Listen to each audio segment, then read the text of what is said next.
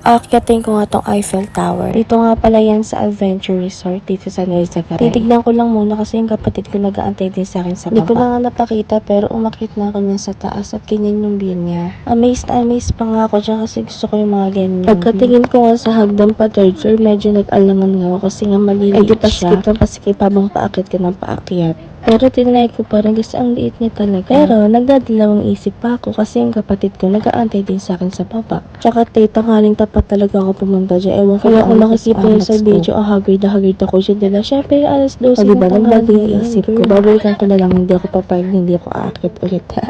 Sobrang excited pa ako umakyat dyan, pero ate ko, ngayon ang sakit ng hita ko.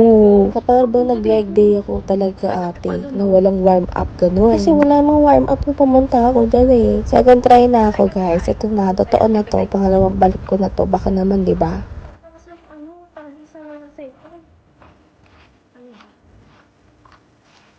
At di na nga ako nagpatumpik-tumpik dyan, umakyat na nga ako niyan. Disidido talaga ako kasi wala na nag-aantay sa akin, no. Pag-akyat ko nga dito, may tao pala, hehe.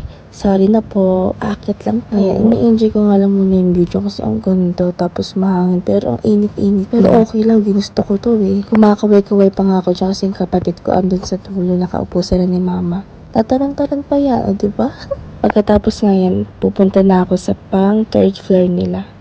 Kasi first floor yung baba, diba? Tapos second floor yan, tapos third floor yung taas. Hindi na ako masyadong makapag-video niya na umaakyat ako kasi nga yung cellphone ko, wala nga rin akong tali.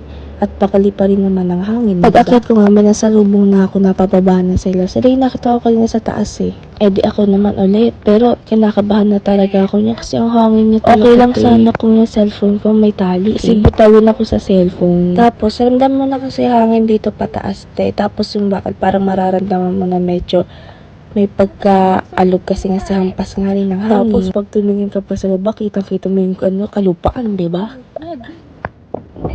Pagkarating ko nga dyan sa medyo gitna na ng Eiffel Tower, umupo na talaga ako.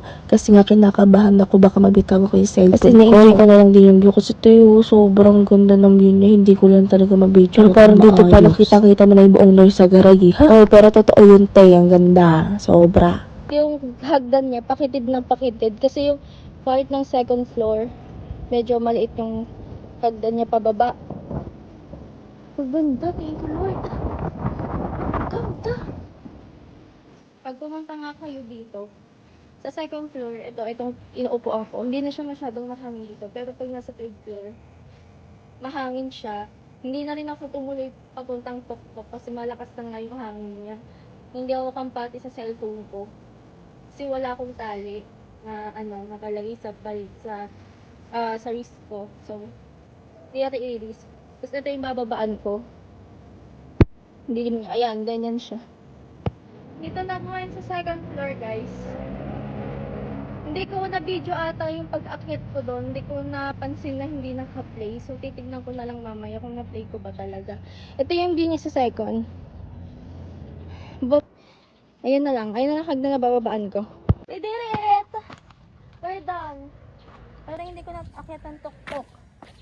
Kasi, I can hurt. Balik ka tayo, guys. Init. Siya, oh.